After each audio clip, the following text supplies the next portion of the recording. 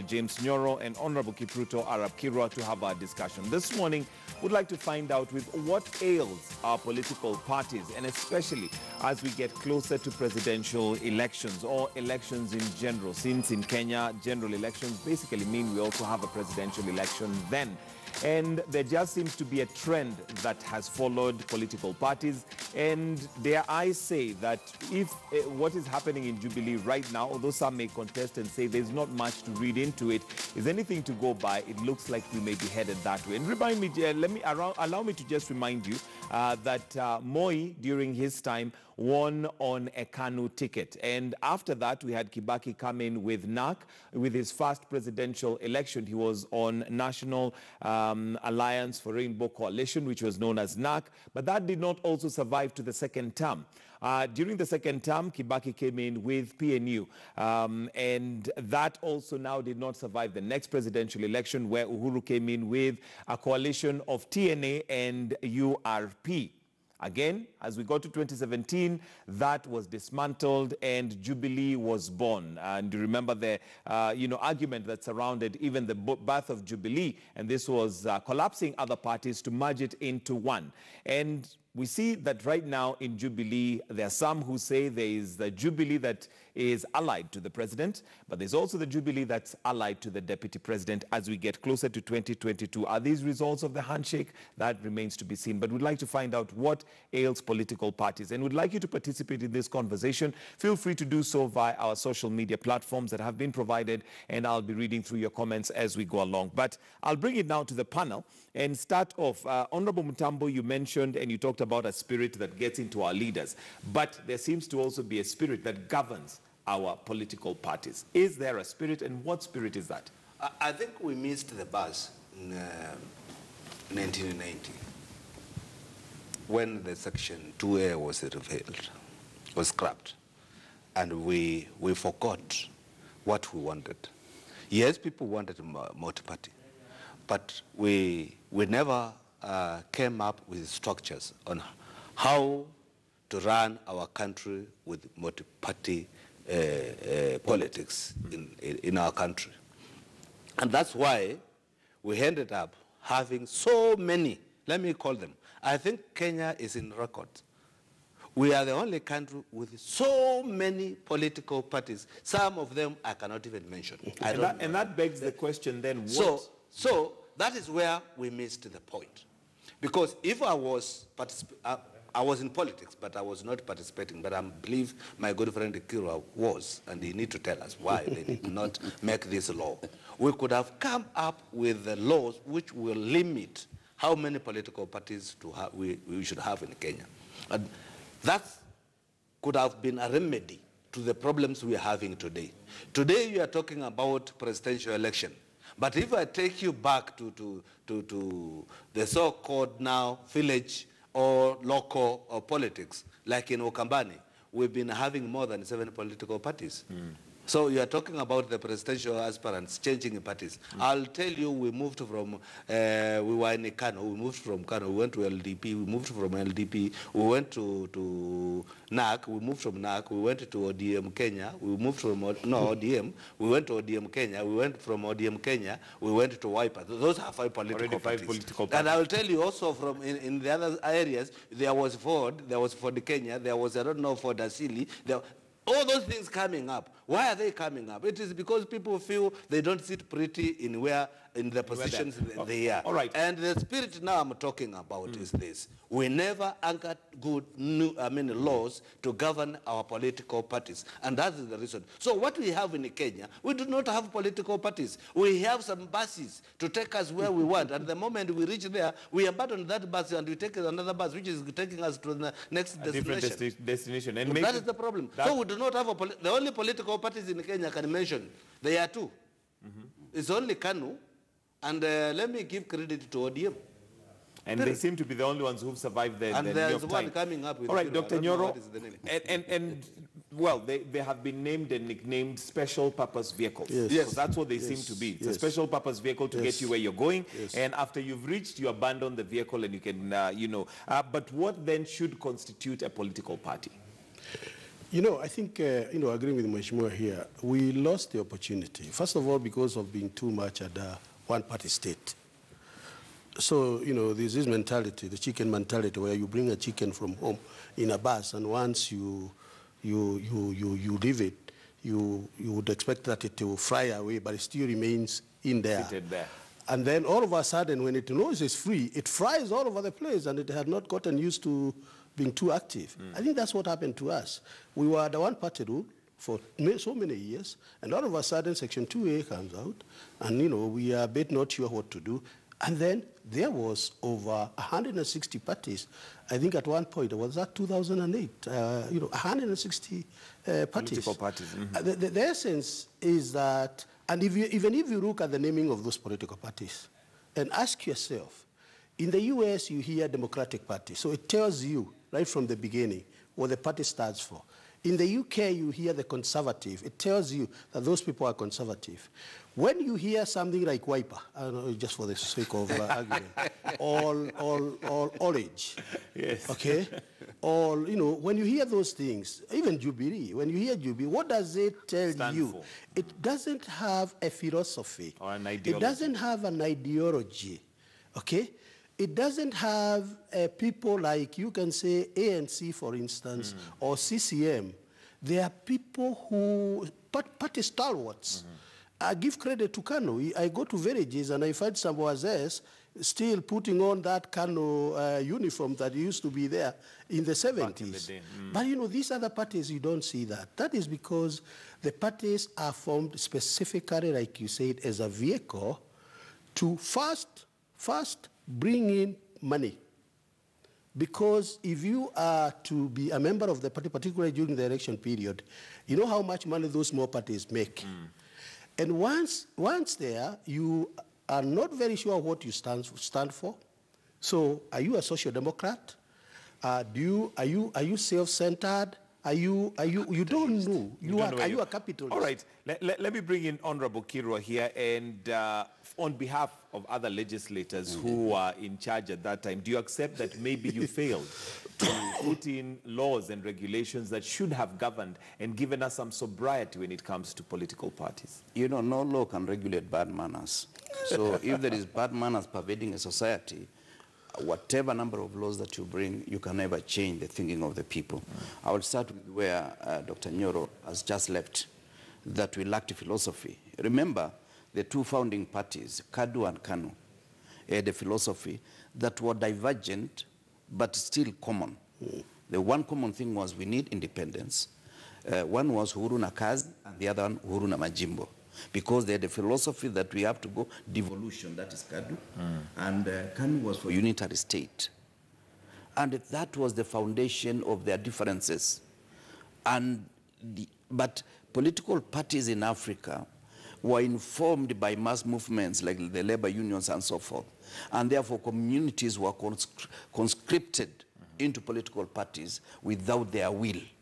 And therefore communities are still hostages of political leaders and political parties because we do not allow them to own the party. What we have are party followers. They are not party members. Because there is a difference. If I am a member of a party, I have a right to say this should not be done.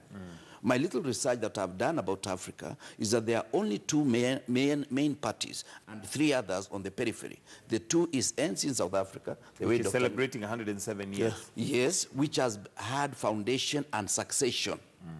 You see, for you to determine a political party, ask yourself how many leaders have led this party and remained intact.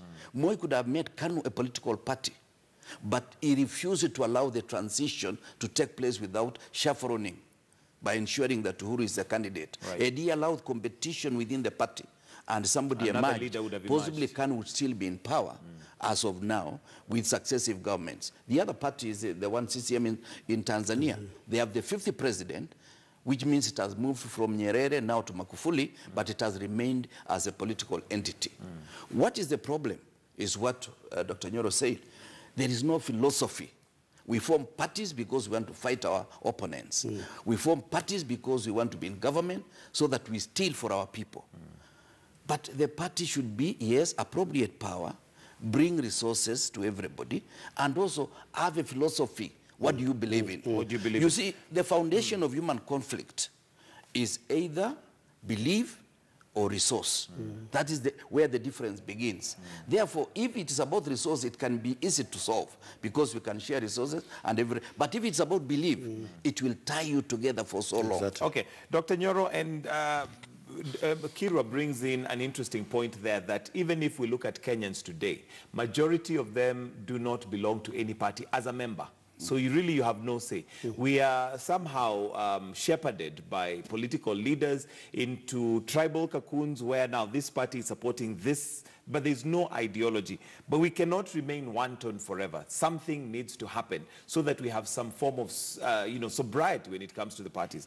Your thoughts on what needs to happen for parties to now begin to represent Wanjiku? Because so far, they seem to represent individual interests, which is why you'll also find that a party will thrive depending on who is in charge of it. We started, I think, in the last election when Jubilee decided to amalgamate all the small parties and come together, and equally NASA encompassed ANC and Wiper and all of that. Presumably, that was again done in order to consolidate and form a vehicle to win elections. Unfortunately, once you have won elections, this is the time now Jubilee as a party should have had an opportunity to say, what is our philosophy? Because, let me tell you, if you look at the Democratic Party in the US, when it was originally formed, it was formed by the white Southerners. These are the people who believed in slave trade. Okay?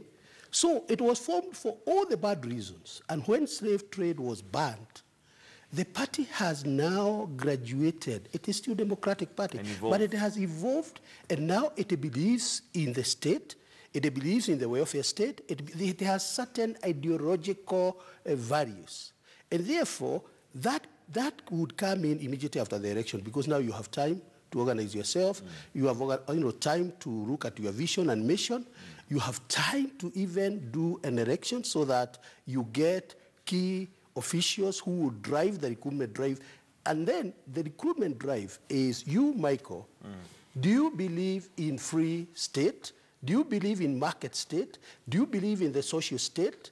Should we have the country providing services to the people, or should it be driven by capitalists? You as an individual will say, my values in the society is I don't believe in capitalism, and therefore I cannot join that party. I'll join the one that believes in social values and social whatever.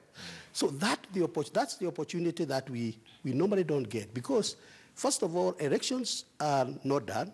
We heard from Secretary General Tuju saying that Jubilee will be doing his election in 2020. Now, 2020, 2021 is the only year, 2022 is the election year. Now, that tells you that it will remain what it is until 2020. The same thing, you cannot go and say now that ODM needs to do. So this is the time, immediately after the election, when the parties should pause and start building in those goals. I have heard Jubilee has gone to China. They've been visiting ANC. I hope that's exactly what they are trying to do in order to form a party with particular goals. Okay. Yeah. Honorable Mtambo, your thoughts on how we regularize and make sure that now we have political parties rather than special purpose vehicles? One thing I've come to realize, the only most feared place in Kenya is prison. And the moment we follow the law, because you cannot say you don't have the laws, we have a Political Parties Act, which is a law by itself. The moment, if you are leader in that party and you fail to hold elections, you go to prison, then things will start changing. We do not hold elections in our political parties. People are handpicked to lead the parties, and that is where the problem is. I can tell you, we formed Wiper 5 or 6 years ago, when Mutula Kilonzo was alive. 5 years ago, the party constitution says in every 2 years, or in every 5, there's some guidelines. Laid down guidelines. Laid down procedure. There must be an election held from grassroots We never did that. We just call people, and the party leader says, Kiro is the chairman, and you are the secretary general. You pinpoint. The moment we will start taking people to jail for doing that, then there will be sanity in the political game. But the way it is today, nothing will change. For Kenyans, nothing will change. You will be ruled by those who want, to rule you, whether you like it or not. And you will sing their song. But the moment we follow the law, because we have it, we are not going to reinvent the wheel. The will is there.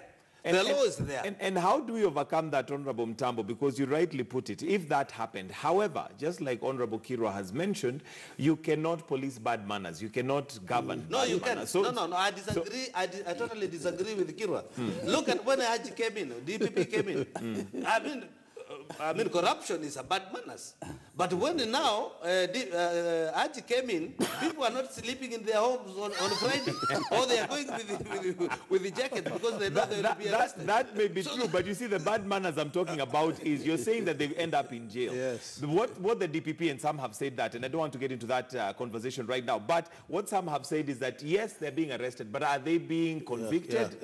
No, you see, once you do something, I said the place people fear is the prison. So also, let us make this political thing as a corruption.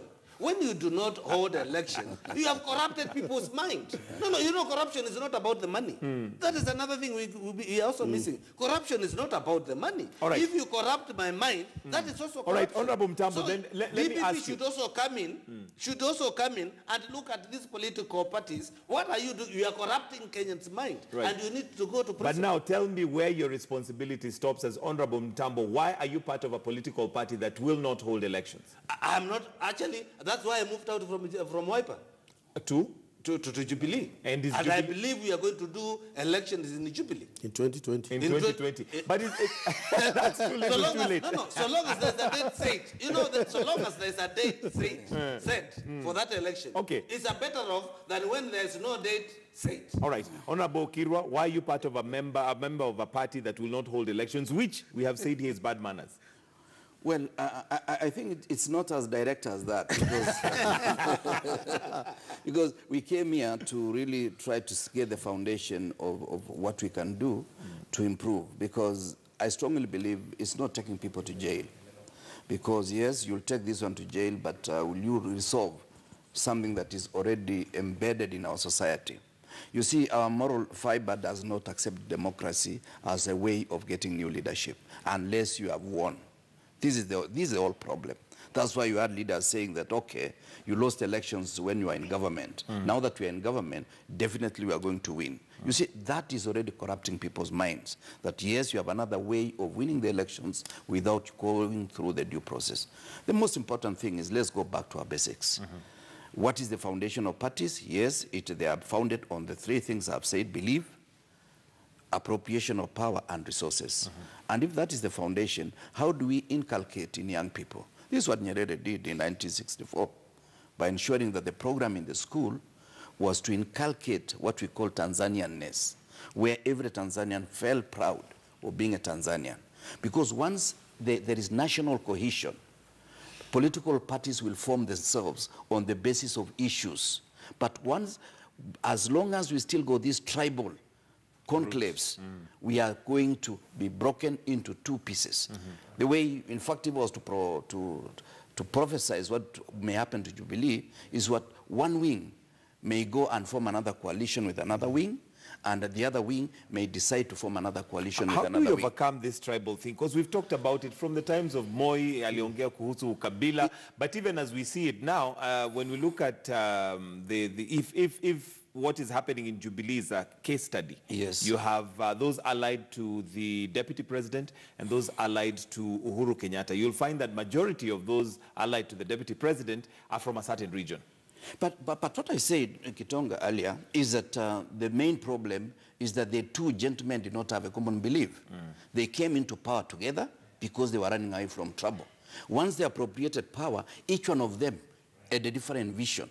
One wanted a legacy, and the other one wanted to appropriate certain resources for certain conveniences. So when you do not have common philosophy, then you are not in the same party. You are in two different parties. Now, the main problem is that the word tribe has not been demonized sufficiently in Kenya, and therefore we must accept that these tribes exist and even go back and we say we form parties on the basis of communities.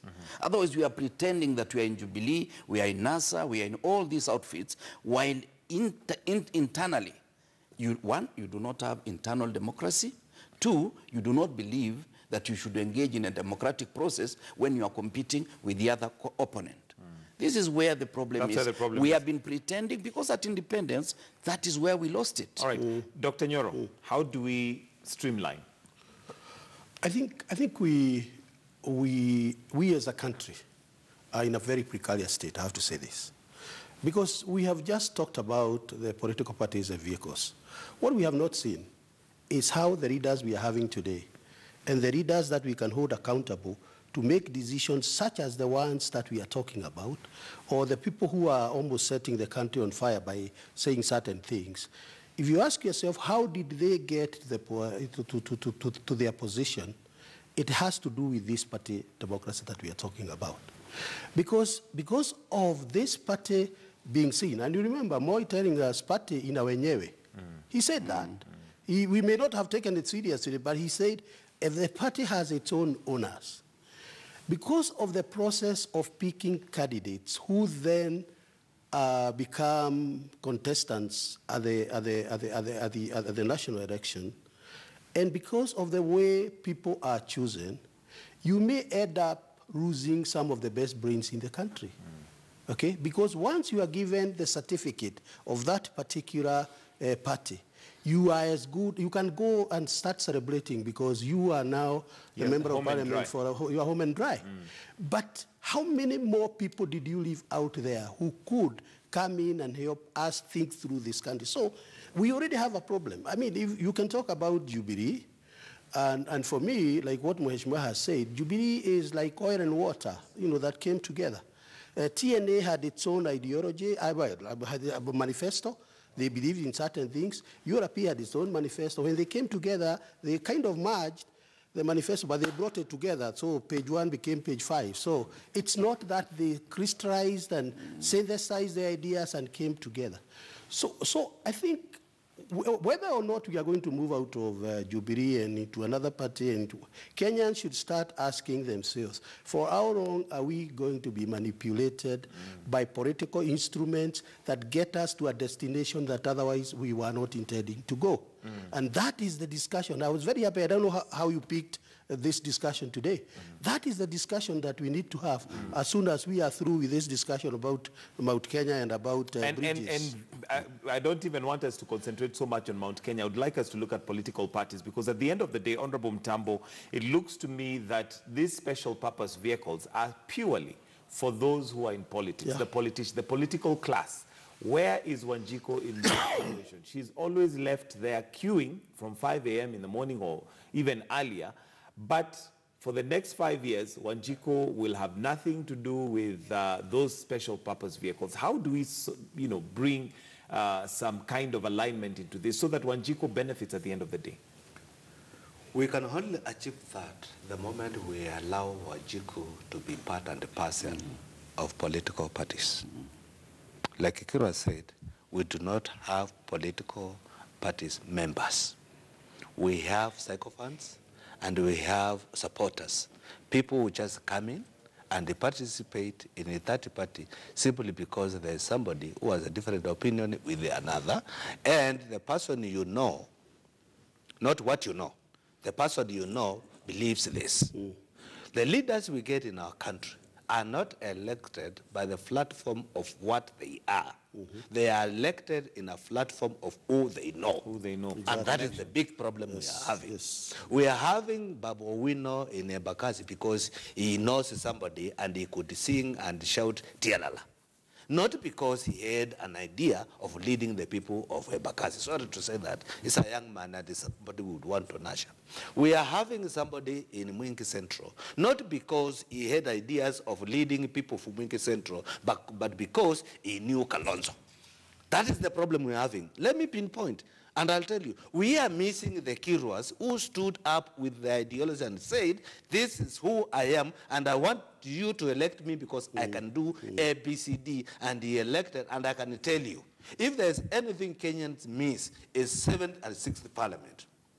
8th, 9th, 10th, I can tell you it was diluted. Today, the Parliament we have, we do not have politicians in the Parliament. We have leaders elected. And the moment you get a politician, because a politician is a person who understands what is politics, and the politics is based on ideologies of reforming a country and developing a country and bringing change to the place we've been elected from. But we have some people, we call them leaders by virtue of being elected. Otherwise, if you put them on a weight scale of a leader, they will not move an inch. They will not move an inch. All right, so what I think Ambrose Sweda is the one who says pain is the catalyst for change. Dr. Nyoro, what pain must Kenyans go through to catalyze that change? Because left at the hands and the whims of our leaders, we certainly are not going to see change looking at how things are rolling out. But what do Kenyans need to do? We've had several, I would say, outstanding Kenyans who've tried their stab at politics, but they end up getting frustrated and leaving that scene because they say, you know what, I can't handle this. So what do Kenyans need to do? What kind of pain do we need to go through for us to have that change? I'm not so sure that we have not felt that pain. I think maybe unless you ask after you have felt all of this pain, would you end up in ICU? Or I think we've already had that pain. Because essentially, let's just look at the debate, the economic debate in this country, which unfortunately we don't get. Okay, I remember when Mheshimiwa was the Minister for Agriculture, we used to engage and ask ourselves, by year 2050, Kenyan population will be this much. Our production capacity is this much. How are we going to bridge the gap? That's the kind of discourse you need to have with our leaders, so that even when they go to the village and they have CDF, it's about how much are we going to economically empower our people so that they stop, by people not coming for bursary checks, it shows that they're economically empowered.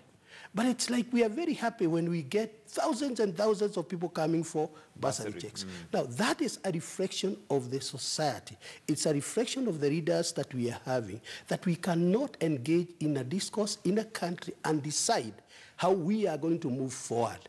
Instead, we are just involved in just simple, petty things and create problems every day so that we can have something to talk about. That is a reflection of the leaders that we have gotten in the country through the vehicle, the special purpose vehicle that you are talking about, this party.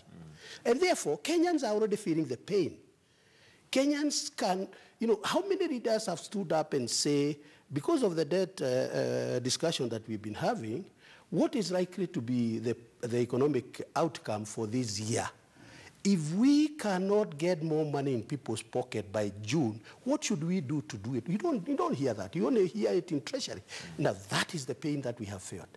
And I don't think Kenyans are ready to continue with that kind of system. There are people in Parliament who will never say a word for all the period that they are there. I'm not saying that, the reason they don't say a word is because they were chosen or they were picked, but, that's pain. That's a pain. The quality of the debate. The quality of, even the kind of things that we are talking about. There are norms in the society. Okay? There are limitations of what you can say in public against a particular person. Those are the norms in the society that we are talking about. And Wanjiku out there, by the way, is very, very intelligent. Absolutely. They know the kind of person they will bring in. They will know Mheshimiwa, and they know him in terms of what he can do and what he cannot do. But when you don't give me that opportunity, if I belong to this party, I can as well go and celebrate, or like other people say, now that I've been given this, I'll go and campaign for the president because mine is given. Okay? I think that is the state that we are in as a country. All right. Honorable Kirwa, it seems like the threshold for our leadership is literally going down. It's on a downward scale. And if what Dr. Nyoro is saying is true, then those who deserve to be in those positions are not there because of the politics. And I'll take an example of, let's take, for instance, Nairobi County. We had a very good brain as deputy governor, but because of politics, he literally had to, step aside and say that I'm not able to please my master and therefore I will just quit. I cannot work. Now that hopefully was a mind that was going to transform Nairobi. If we use that as a sample, how do we ensure that we have the threshold for our leadership becomes better?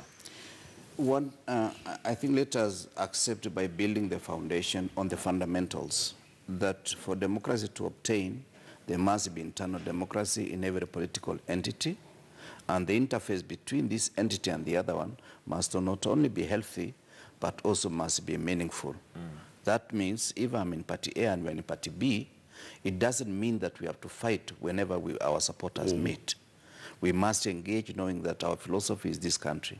Number two, if we have to kill this issue of political parties fizzling out after every election, we must spend more time in this Building Bridges initiative so that we have one integrated Kenya where every Kenyan feels part and parcel of this nation regardless of where he comes from.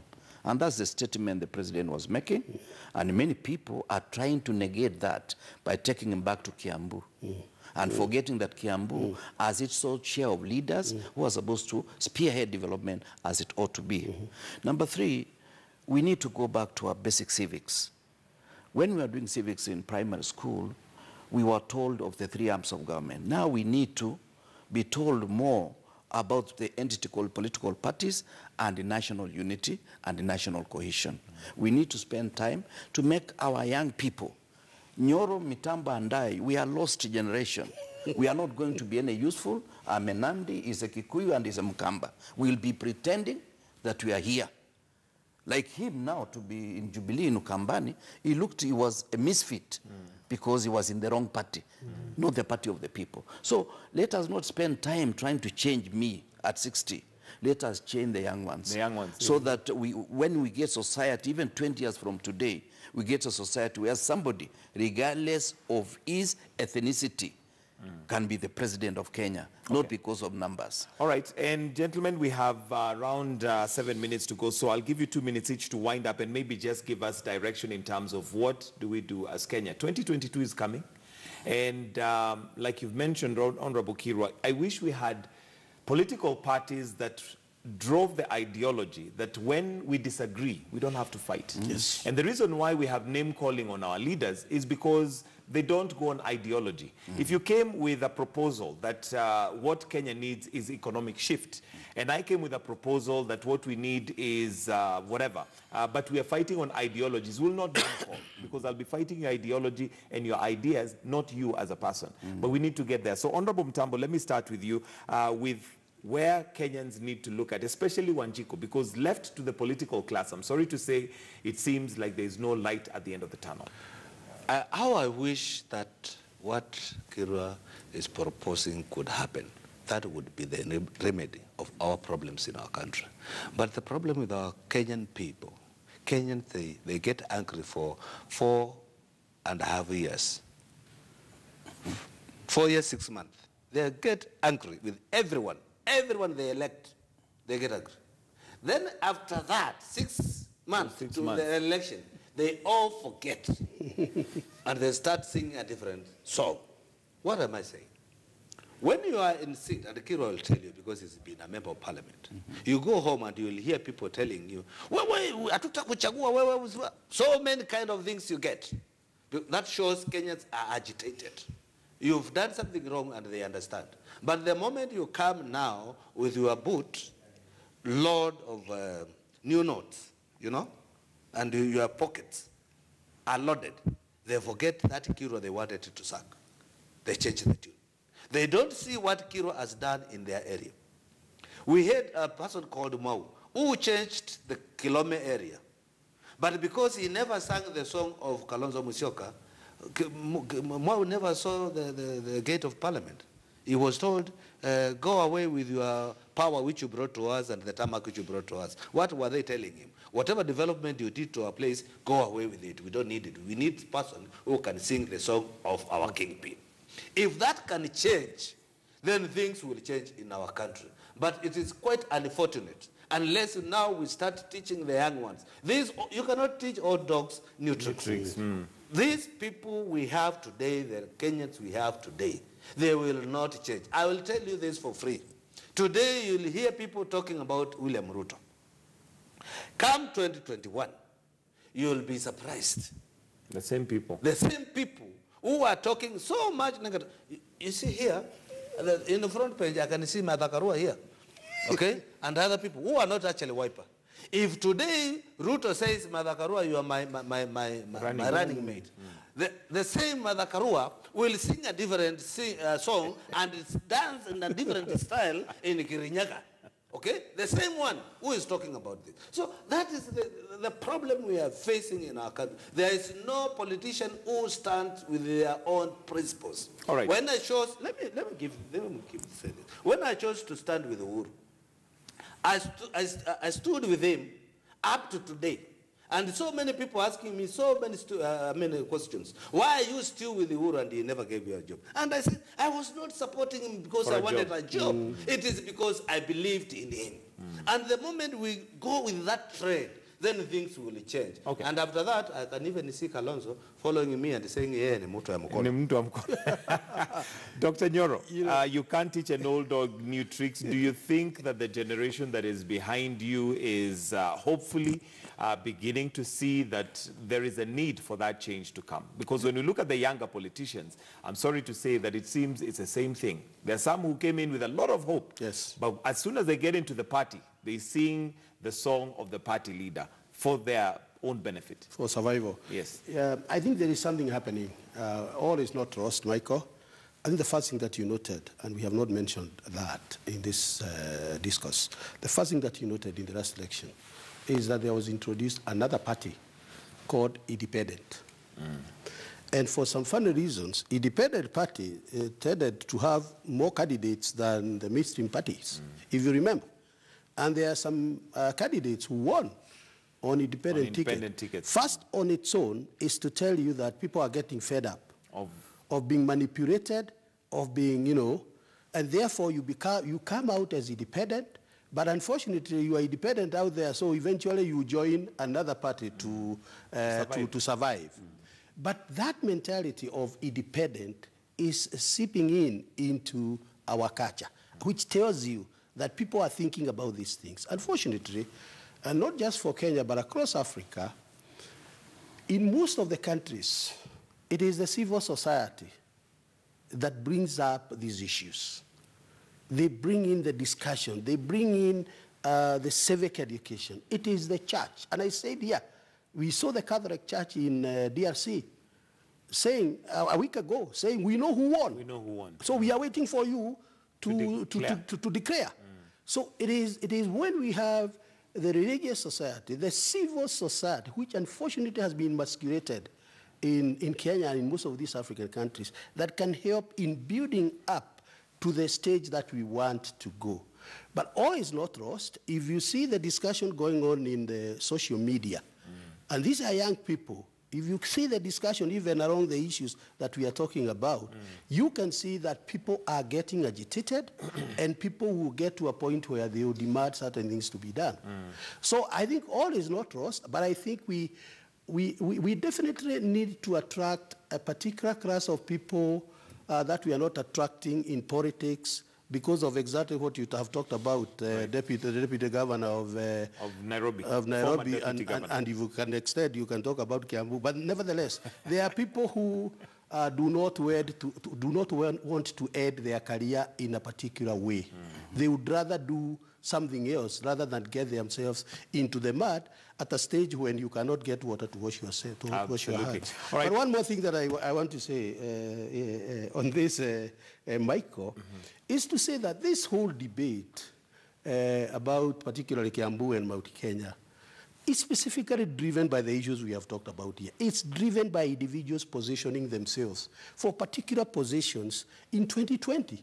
It has nothing to do with some of the things that people are talking about, because if they were genuine, some of them would have come out and say clearly how all the leaders in Kiambu are working together. They have taken stock of what development projects are taking place and what the gaps are, and how the gaps will be filled with reference to the Big Four.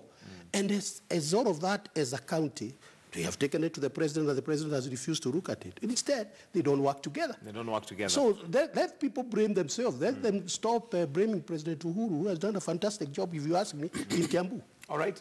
Honorable Kirwa, you're a well-seasoned politician. You are possibly, like Moi once said, can see very far.